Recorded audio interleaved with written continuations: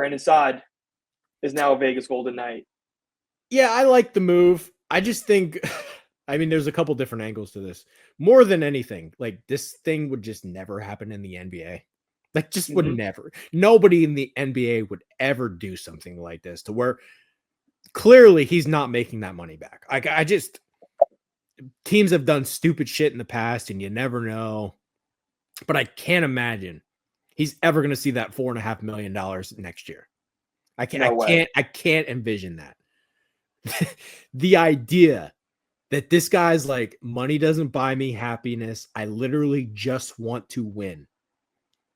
I mean, that's all that you really even need to know. I mean, adding a grizzled vet like this makes all the difference in the world. And it kind of reminded me of when the Golden Knights acquired Jonathan Quick, to where the Kings gave up on him. They didn't want him anymore. Fine. And he wasn't going to rot in Columbus. Vegas jumps in. They give up a 7th rounder to Columbus. They bring in Quick. He makes a bunch of good starts.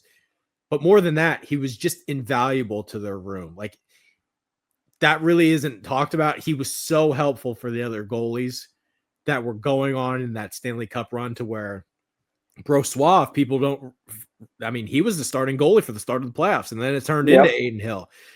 Quick was kind of there to guide the ship, and he did a fantastic job. The one thing this current iteration of the Vegas Golden Knights were missing was just the 1 or 2 wingers that could really put the puck in the net. Holtz hasn't taken that step forward.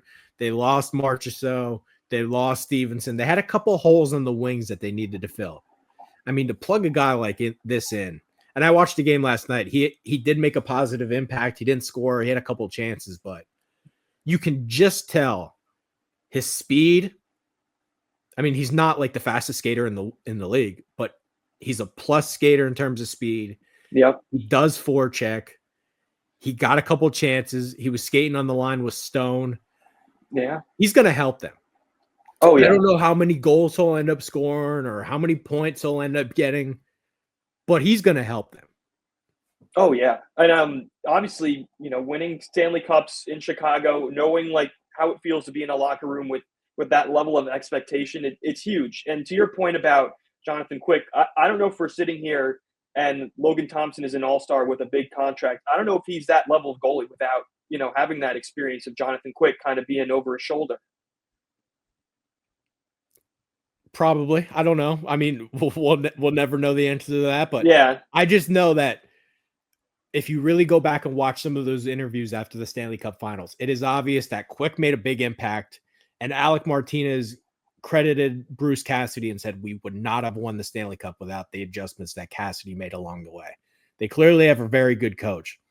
To enter Saad into this situation, like it's just everything that they've been missing. Now, they probably need one more winger. I don't know who that will be.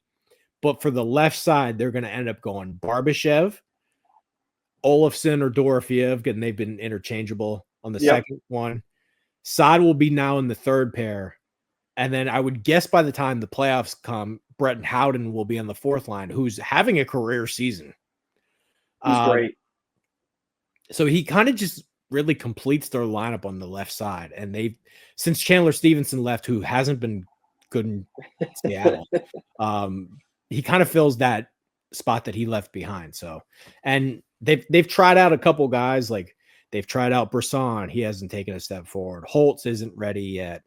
Lavoie actually looked okay yesterday, but they've tried a bunch of these young wingers to enter just a vet that's not going to fuck up. Invaluable. Totally it's huge. Invaluable. I think when you can win along the edges and, you know, on supporting cast pieces like that, that's really what can make the difference once, you know, April, May, June roll around. Anything else you have in mind on Saad? Yeah, apparently he saw. Apparently Barbashev was a big recruiter in this. I don't know how that's the case, but they were teammates in St. Louis, and apparently he loves Barbashev, and he was a big reason why he signed. So, thank you, Barbashev. more power to you. I mean, it's clear that they have a very high level of chemistry, and obviously, like you said, it's having a great coach like Cassidy that really is kind of establishes that. The number one concern at this point with the Vegas Golden Knights is fucking Aiden Hill can't get a save. I mean, Yeah. he's just not it. Like, I don't know how many more times I need to say this. He was so damn hot in the playoffs. I don't know if it would have kept up for an entire period, but again, people forget Brossois started the first 2 series. I guess he got hot for 8 to 15 games or so, sure.